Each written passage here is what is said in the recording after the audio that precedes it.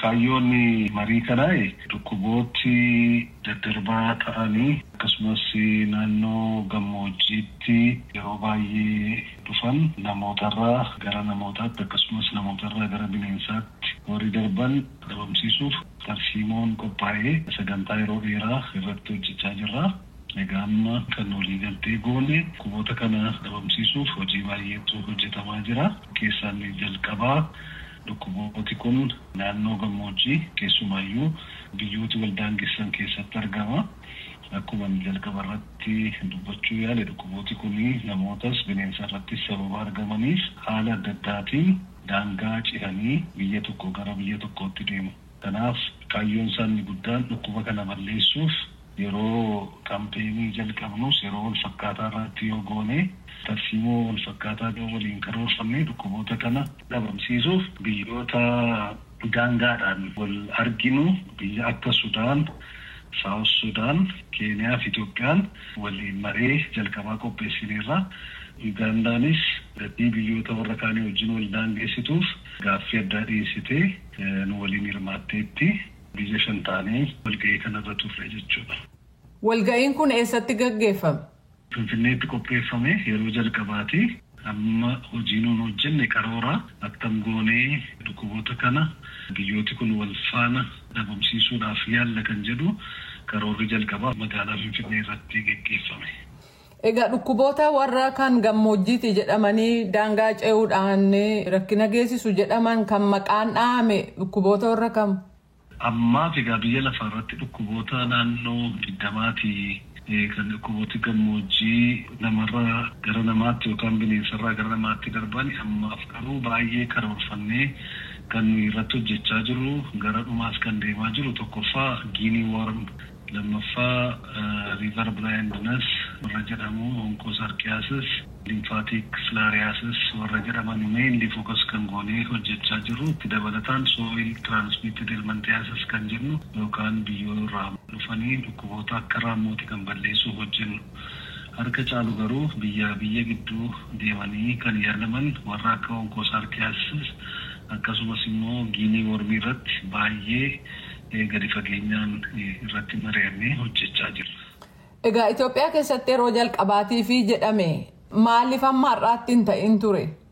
Biyyoota waldaangeessinu wajjin mariin kun karoorri kun yeroo godhamu yeroo jalqabaati. Kan yeroo jalqabaa godhee dur Itoophiyaan akka Itoophiyaatti, Sudaan akka Sudaan, South Sudan akka South Sudan, Keeniyaanis akka Keeniyaatti karoorfanna ture. Garuu dhukkuboonni tokko keessumaa warra akka Guinea worm Itoophiyaa keessatti naannoo waggaa 4 ol ta'e edda namarratti mul'ate.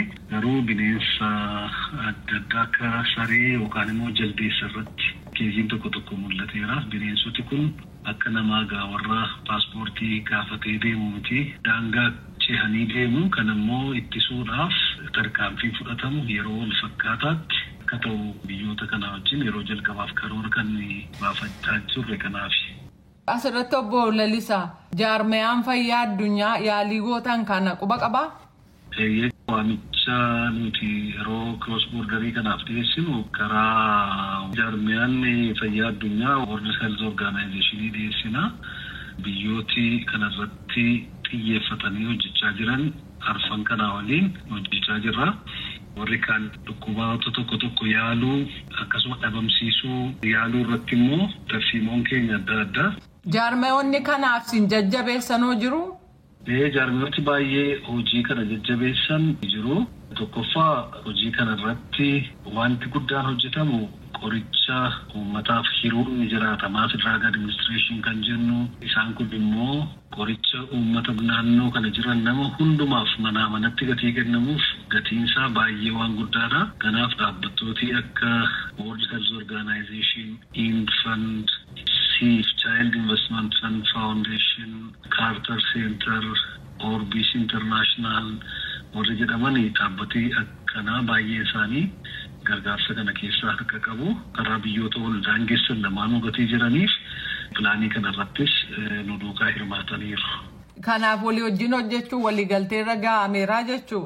Walii wajjin hojjechuuf waliigalteerra ga'ameera. Keessumaa yeroo keenya wal duukaa yoo ta'e Mass Drug Administration yeroo kenninu karaa borderii Itoophiyaa gaafa kennamu karaa daangaa warra kaaniis akka kennamuuf yoo godhame baay'ee salphaatti dafnee galma yaadni keenyaa kan jedhuun waliigaltee guutuurra gahamee gara addaan baaneerra. Egaa hojii kana keessatti qoodi uummataa maal ta'a jettanii yaaddu? Hojii guddaa kan hojjetu uummata dhukkuboota sila jenne keessaa tokko bishaan walitti kuufamee taa'e keessatti seenanii dhiqatan achi keessaa hanqaaquun raammoo tokko nama gara namaatti darbiti. Bishaan walitti kuufame sana yeroo dhuganis akkasuma hanqaaquu kana duukaa dhuguun kan danda'amu jira. Kanaaf bishaan walitti kuufaman sana qulqulleessuu, bishaan kana yaasuu, qorichi uummataaf gaafa hiramu namooti hundumtuu qoricha kana fedhiidhaan dhufanii fudhachuu. Warra akka tasaa yeroo qorichi hiramu mana hin jirre dhufanii naannoo mana yaalaatti akka qoricha fudhanne himanii qoricha sana fudhachuu dandeenyaan uummati hojiin inni guddaan isa kanaan gargaaruu danda'a jechuudha. Obbo Lalisaa Amaanu'eel deebii nuu laattaniif hedduu galatoomaa. Galatoomaa yeroo gaarii.